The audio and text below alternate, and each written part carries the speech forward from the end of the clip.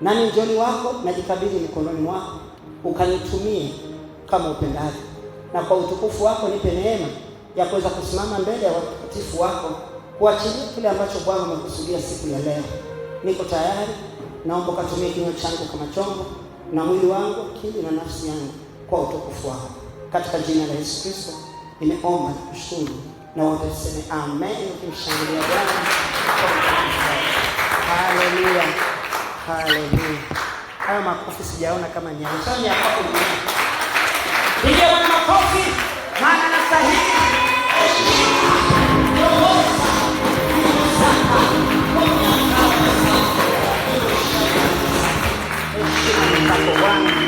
Ubarikiwe. Kaa kwenye kiti chako ambacho Bwana amekupa kukaa siku ya leo katika uwepo wake na katika utukufu. Malaika wamejaa mahali hapa, makerubi wakibeba utukufu wake na maserafi wakiachilia moto wake kwa ajili yetu, hata ndio tuweze kukaa mbele zake. Na nambariki Mungu kwa ajili yako wewe ambaye Bwana amekupa neema ya kuweza kufika katika nyumba yake. Mungu akubariki sana. Na karibuni kwenye nyumba ya Mungu. Karibu sana. Mgeni wetu mwenyeji, mama yetu, tunakupenda sana. Karibu tena. Barikiwe sana. Huyu ni mama wa hapa. Amina, barikiwe sana. Amen. Basi tuna nafasi nzuri ya kukaa mbele zake, kumsikia Mungu wetu anasema nini nasi siku ya leo. Na katika kile anachokwenda kusema nasi si kingine ila ni katika somo ambalo alitupatia kwa sababu anataka kutembea na sisi. Na anataka tutembee kwenye utukufu wake. Tukae katika utukufu wake. Haya ni maandalizi ya kanisa. Kwa sababu hatua za kupanda kuingia kwenye utukufu ni hatua za maandalizi ya mwisho wa kwetu sisi, yaani wa ulimwengu, wa dunia, wa watu hivyo, kwamba inapofika mahali mtu unaondoka, umeenda katika utukufu mwingine. Kwa hiyo ni neema yake ya pekee ambayo ametupatia somo hili na tunaenda nalo. Bwana anatusaidia. Tunarusha hili somo kwenye YouTube sasa hivi, tuko kwenye somo karibu 90. Unaweza kuona tumetoka mbali na bado hata tujafika nusu ya safari. Kwa hiyo ni somo refu lililobeba mambo yaani ya tofauti, lakini akiwa amebeba mtazamo mmoja tu, utukufu wake uende nasi. Kwa sababu katika huo mzunguko wote tutakaozunguka, issue ni moja tu, utukufu wake uende nasi. Na unaposikiliza kila kipengele ambacho Bwana anasema nasi, na ulenge kitu kimoja tu, utukufu wake uende nasi. Uende na wewe, uende na mimi. Kwa maana yake ni kwamba kila wakati unaenda kujiangalia, je, utukufu wake unaenda na mimi? Nimepanda utukufu. Kupanda utukufu kuna hatua ambazo ndio kama hivi tunavyoenda nazo. Ni za kawaida sana, lakini tumebeba hatua zilizobeba utukufu wa Mungu ambao sisi tunatakiwa kukaa ndani yake na kutembea nao. Basi wiki iliyopita tuliweza kuangalia kipengele kipya katika tunda la Roho Mtakatifu, ambacho kipengele hicho kinaitwa uaminifu. Kipengele kinaitwa uaminifu. Tuliweka utangulizi, tukaona uaminifu unabebwa na uadilifu, na tukaona kwa maana hiyo ili mtu aweze ama atende kitu, kwamba afanye kitu kwa uaminifu, anatakiwa awe mtu wa adili. Na mtu kuwa wa adili anatakiwa abebe moyo wa adili. Tukamwona Sulemani alipoenda kuomba kule Gibeoni, alikuwa anamlilia Mungu namna gani atafanya kazi na hivi na vile, kama tunavyoomba hata na sisi, kila mtu na maombi yake. Bwana alipomtokea akamuuliza, unataka nini? Nikufanyie nini? Hakutaka kitu chochote, aliutaka moyo wa adili. Kwa sababu alijua moyo wa adili ndio utakaomwezesha yeye kusimama katika ile nafasi aliyopewa ama aliyoachiwa na baba yake. Yamkini alikuwa ameshaanza kuona challenges ama changamoto. Yamkini alikuwa ameshakutana na maswali. Yamkini alikuwa ameshaanza kuona kwamba hawezi. Sijui, lakini kwa namna moja ama nyingine alienda mbele za Mungu na Bwana akampa haja ya moyo wake. Kulikuwa na vitu vingi mtu anaweza kuomba na yeye angeweza kuomba, lakini aliomba kitu kimoja tu ambacho katika hicho kitampa yeye kufanya kwa uaminifu, alafu sasa yale mengine yote yatapatikana.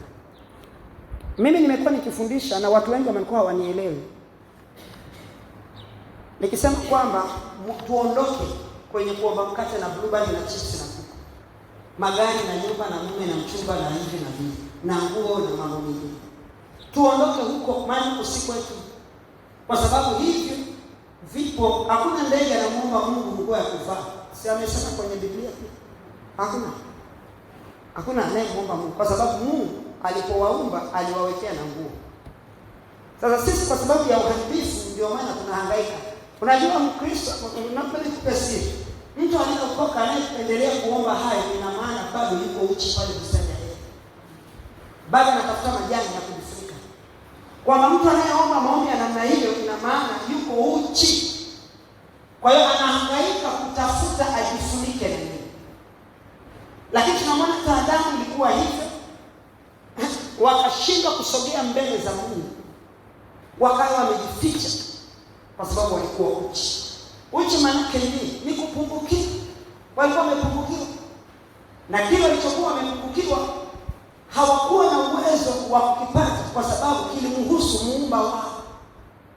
Maisha yangu yanamhusu aliyeleta hapa duniani. Sijasema tusifanye kazi. Kuna kitu kanisa linatakiwa lifahamu. Kwa hiyo kuna wakati nimekuwa nikisema kwamba jamani, kuna vitu sio vya kuomba, kuna vitu sio vya kuomba. Wengine wanafikiri kwamba mimi nakataza watu wasiombe, alafu nasema sijasema tusiombe. Issue ni kwamba ninaomba nini? Naomba nini? Kwa sababu kulikuwa na kila kitu ambacho Sulemani angeweza kuomba. Lakini aliomba moyo wa adili. Au mwadilifu, ambapo kanisa limekosa uadilifu leo. Kuwa mwadilifu ndio litaweza kuyatenda mapenzi ya Mungu kwa uaminifu. Mtu ameelewa nimesema nini hapa? Kuyatenda mapenzi ya Mungu kwa ukamilifu. Na yaani utafanya kwa ukamilifu kwa sababu umefanya kwa uaminifu. Ukamilifu wa utendaji wetu mbele za Mungu ukipimwa unaonekana umepungua kwa sababu umekosa uadilifu. Na unapoonekana umepungua, ina maana jambo hilo ambalo ninalofanya ama mapenzi hayo ninayoyatimiza siyatimizi kikamilifu. Na kama siyatimizi kikamilifu, yanapopimwa mbele zake yeye mwenye mizani ya mapenzi yake yeye mwenyewe, haya mapenzi niliyoyafanya mimi hayaonekani kwenye mizani. Kwa sababu huwezi kupima hewa, sababu inaonekana ni hewa. Ukichukua ratili ya kilo moja ukaweka pale juu ya mizani, ukachukua mchele robo kilo ukaweka kwenye kibakuli chako pale, ule mchele robo kilo hauwezi kubalance na ile ratili. Kwa maana yake inakwambia kwamba hapa hesabu yamekataa. Hapa kuna kitu kiongezeke hapa, ndio ratili yangu itasoma. Yaani kusoma maana yake nini? Ndio utaona huo mchele kwa kiwango chake. Sasa hivi ndivyo ilivyo kwa Mungu. Kwa hiyo sasa moyo wa uadilifu ni moyo unaomwezesha mtu, ama kumsaidia mtu, ama kumfanya mtu aweze kufikia katika yale anayoyafanya kiwango cha ukamilifu. Kama ni kwenye maisha yangu ya wokovu, moyo wa uadilifu ndio utakaoniwezesha mimi kufika kwenye kiwango cha utimilifu, ukamilifu. Tumie tu neno ukamilifu. Kwenye kiwango cha ukamilifu wake Mungu. Anasema kwa Efeso, alitoa wengine wa mitume, manabii, wainjilisti na kadhalika, kwa kusudi, kwa sababu yale ambayo huduma hizo imebeba sio watu. Hizo ni huduma zilitolewa. zikawekwa ndani ya watu. Ndio kuna mtu mmoja anaitwa Paulo akaitwa mtume, akafanya kazi kwa ukamilifu kwa sababu alitenda kwa ukamilifu kwa sababu roho ya utume ilikuwa ndani yake. Ndipo alipotumwa akatumika kwa ukamilifu wake yeye aliyemtuma. Akatumika kwa ukamilifu wake yeye aliyemtuma. Kwa hiyo utumishi wake ulipowekwa kwenye mizani ulienea na kipimo cha ratili za Mungu. Ndio maana leo tunamsoma kwenye Biblia. Na sisi mwanzo alikuwa anafanya kazi ya Mungu ya dini yake na alikuwa na spidi sana, lakini alikuwa haijaenea kwenye mizani ya Mungu. Alikuwa haonekani kabisa, lakini alikuwa busy akijua anatimiza mapenzi ya Mungu. Sasa chochote kwa sababu gani alikuwa hayaonekani?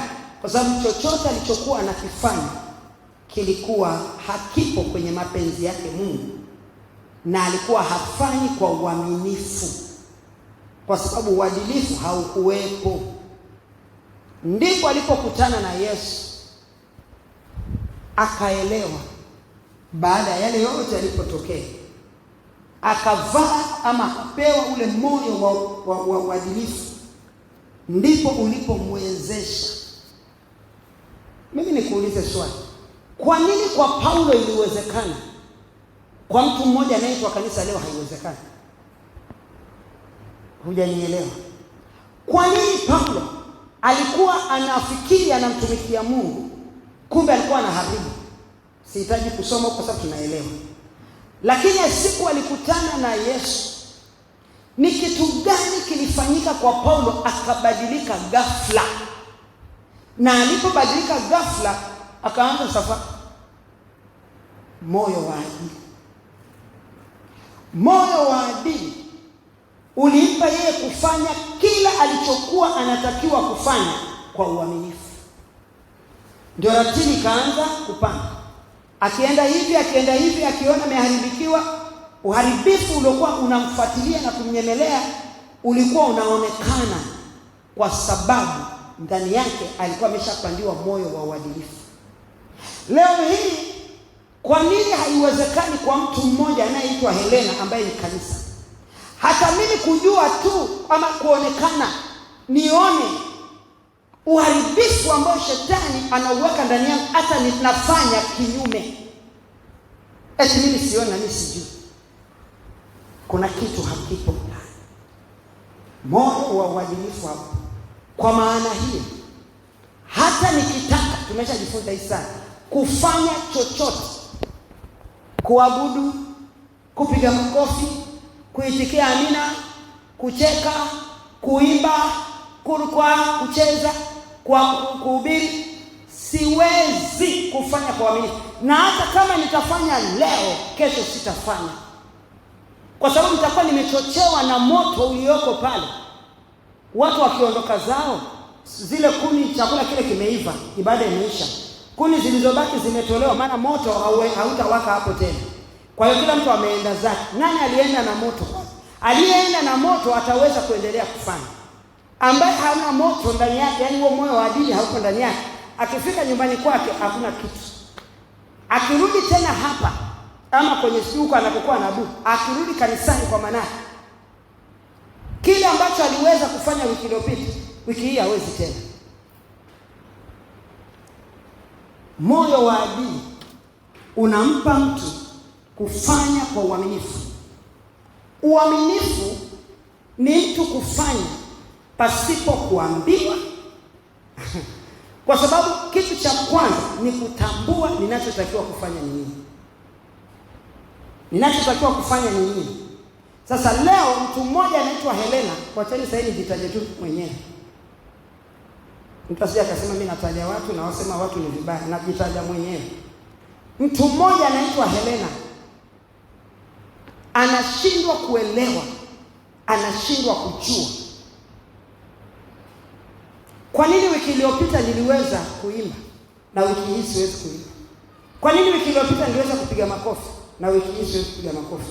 Kwa nini wiki iliyopita niliweza kufanya hivi na wiki hii? Kwa nini wiki iliyopita nilikuwa na changamko? Kwa nini wiki hii sina? Mtu hana na anasema ameokoka. Hana huo ufahamu. Maana huo ufahamu unatoka kwenye moyo. Kwenye moyo. Na kama moyo hauna adili, ndio maana watu tumekuwa kama viziwi. Nikisema sasa baadhi ya watu kanisani tumekuwa kama viziwi, tumekuwa kama vipofu, tumekuwa kama vile hatuelewi japo tunaambiwa. Ndio maana hatutendi japo tunatakiwa kutenda. Sasa moyo wa adili ni muhimu sana ndani ya mtu, kwenye moyo wa mtu, kwa sababu uaminifu,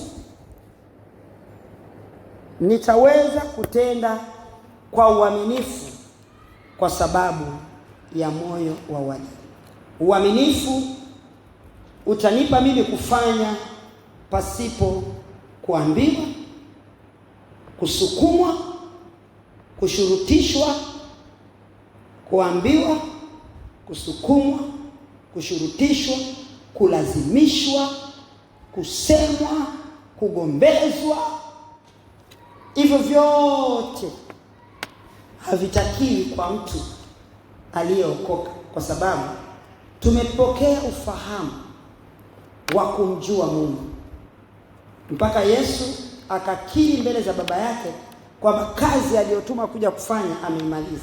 Maana ufahamu wa kumjua Mungu uliachiliwa. Akasema nimewapa, nimewafundisha, nimewaelekeza, nimewafanya wakujue wewe, nimewafundisha wakujue wewe Mungu wa kweli pekee na Yesu Kristo uliye mtume. Alafu leo Helena yuko ndani ya wokovu, bado hamjui Mungu, bado hamjui Yesu aliyetumwa na Mungu, bado hamjui. Huyo Roho Mtakatifu mwenyewe ambaye anatakiwa kukaa ndani ya Helena hamjui. Kwanza hata hana hata ajui kwanza yupo ama hayupo. Kuna tatizo. Nikisema hivi nataka kanisa tuelewe kwamba kanisa tuna safari ndefu sana bado ya kufika mahali tunatakiwa kufika, kutokana na upotofu tuliopotezwa nao. Mahali tulipelekwa ni mbali. Ni mbali sana. Na ukitaka kujua kwamba ni mbali, uelewe kazi aliyofanya Mungu na taifa la Israeli, utaelewa kwamba ni mbali mwanadamu alipeleka. Kwa baada ya mwanadamu kutolewa bustani ya Edeni, akaingia mtaani, akaishi maisha mtaani, Mungu akamtafuta Ibrahimu, akampa kusudi kuzalisha uzao ukazaliwa. Wale waliozaliwa uzao, angalia kazi ambayo Mungu alifanya na wao. Moyo wa ukengefu ulikuwa unaishi ndani yao. Moyo huo ulitokana na nini? Mbegu ambayo ilikuwa kule nje. Ndio utaelewa hiyo kazi ilikuwa ni ngumu na malaika.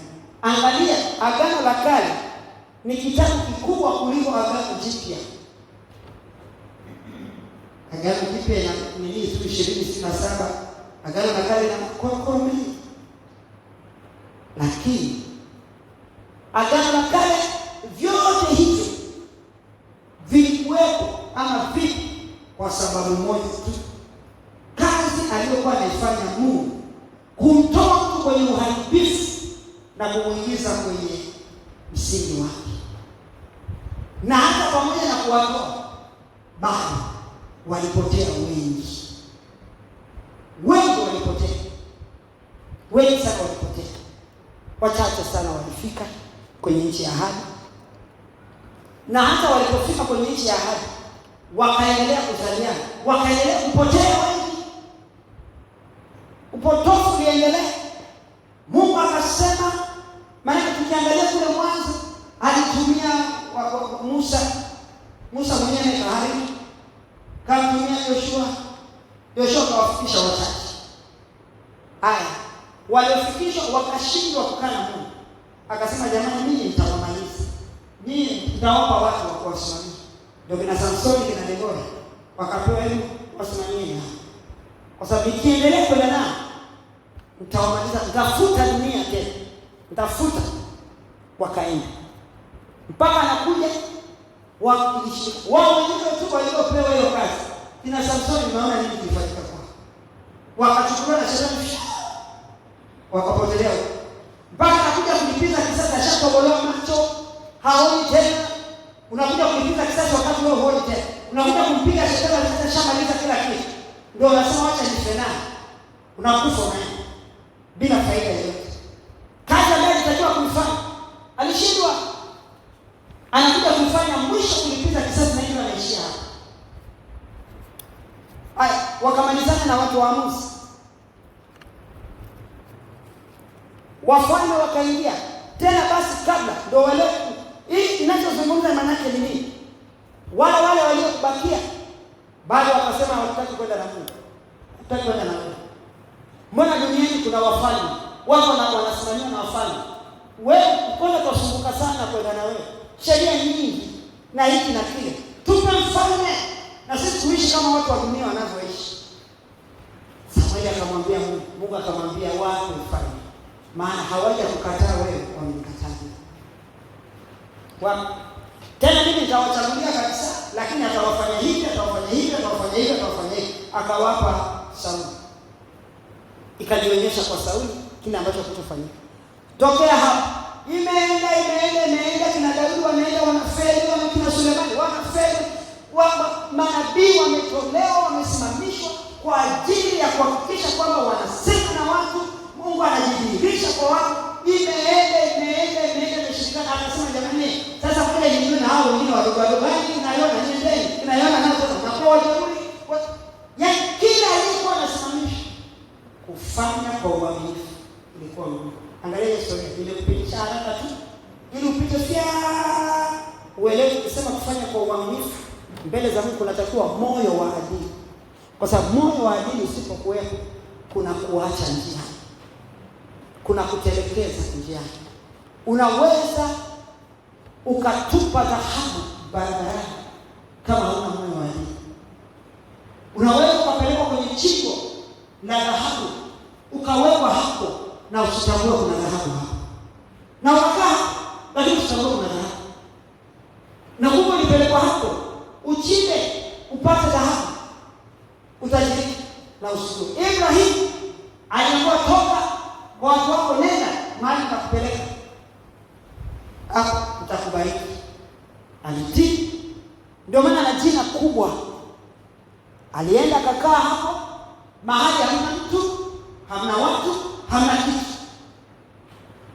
Akamwamini Mungu, akakaa hapo. Yeye akazalisha. Sasa leo kama mtu hana moyo wa adili hawezi kuzalisha. Kufanya kwa uaminifu ni uwezo wa kuzalisha kitu out of you. Kutoka ndani yako uzalishe kitu kionekane. Mtu anaokoka hana uwezo wa kuzalisha, kwa maana hakuna kitu ndani yake, kuna hewa. Kitu alichonacho ni kuangalia nani anafanya nini ili mimi ndio nifanye. Na nikiona kile kinafanyika hapa hakufanyiki, basi hapa pana makosa. Mimi sikilizeni niwaambie. Kuzijua kanuni za Mungu na kutembea nazo, kuna mahali lazima tufike. Nimeeleza ambaye nilikuwa naeleza kwa kusema kwamba kanisa liko mbali sana. Ndio maana nimekuelezea kwa Agano la Kale uweze kuelewa walikuwa wapi na ni kazi gani Mungu aliipata mpaka tumefikia sisi hapa, na bado kazi anayo. Hata kwetu sisi bado anayo. Sasa Mungu anatupa neema hii, anataka tukae, tutende, tuseme, tufanye kwa uaminifu. Na ili niweze kufanya kwa uaminifu, sasa kama ulikuwa hujui, leo tambua ya kwamba moyo wa uadilifu unapashwa uwe na makao ndani yangu. Sio uingie na kutoka, kwamba leo uko, kesho hautakuwepo. Leo nimemkaribisha akae, kesho wewe unafanya nini hapo? Ondoka, nina mission zangu kwanza. Baadaye unamrudisha tena kwa sababu ni Jumapili unaenda kanisani.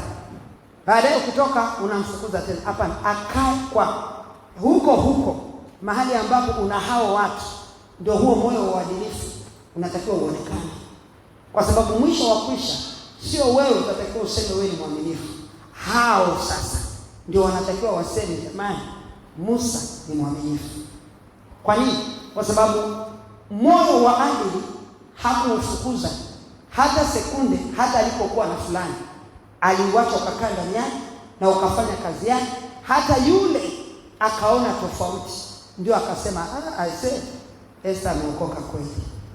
Haya hayasemwi tu kwa sababu ni raka sakaraba shanga kunena kwa lugha. Haya hayasemwi kwa sababu ninaonekana na hubiri. Haya hayasemwi, yanasema kwa sababu moyo wa adili unakuwa umekaa ndani yangu na uaminifu wangu unaonekana. Kwa hiyo ule uaminifu wa kufanya ndio unaopeana sasa. Mungu anafungua vinywa vya watu. Wachana nao ambao wanakusema. Unajua kuna wengine wako upande wa shetani watasema tu, mimi nakufundisha upande kanuni za upande wa Mungu. Hata kama hao wale upande wa shetani watasema wewe mbaya, kuna atakayesimama asema hapana, mbona sisi tunamfahamu yuko hivi. Kuna atakayesimama kwa ajili ya Mungu. Kwa hiyo Mungu ndivyo anavyotenda. Sasa sisi kama kanisa, kama nilivyosema, kuna vitu ambavyo hata kuna maombi atapaswa hata kuyaomba kwa sababu sio ya kwetu hayo. Huko sio kwetu. Huko sio kwetu. Kuna yale ambayo tukiomba yanamaliza kazi hizo ambazo sisi tunaomba sasa. Kwa mimi nikipewa moyo wa adili, nikafanya kwa uaminifu, nikakaa kwa uaminifu mbele za Mungu wangu, milango ya Mungu itafunguka kwangu. Kwa mimi sitaomba mkate na blueberry kwa sababu nilikuwa na moyo wa adili. Ndivyo ilivyokuwa kwa Sulemani. Jamani, mfalme wa Sulemani na utajiri aliokuwa nao haukutokana na kitu cha kile chochote, ni kwa sababu aliweka moyo wa adili ndani yake, na Mungu akasema kwa sababu ukuomba kitu chochote ndio utajiri kwa. Sasa sisi kanisa tunaokimbia leo naomba hiki. Sasa mimi wamenituma sina tena ya kweli. Nitaendaje sasa? Unaanza kumunika Mungu ukifikiri unaomba. Jamani, tutabaki hivyo na mwisho wa kuishi tukifikiri tunapanda juu. Siku tukifa tutajikuta tushuka chini.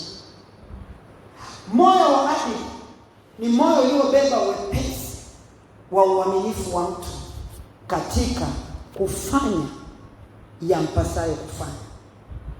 Moyo wa adili unabeba uaminifu kwa mtu ili mtu huyu aweze kutekeleza majukumu yake. Unaishi hapa duniani kwa sababu una majukumu unatakiwa kutekeleza. Na leo kila mtu ameshindwa kutekeleza majukumu yake. Wewe ni shahidi pia. Na mimi ni shahidi. Kila mtu ameshindwa kutekeleza majukumu yake. Kwa nini tumeshindwa? Kwa sababu kitakachotuwezesha tutekeleze hatuna.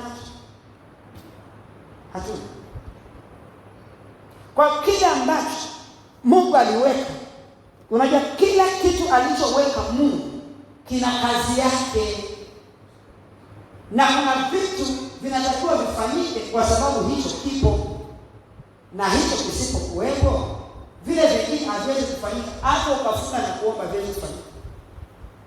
Mimi nakupa mtihani.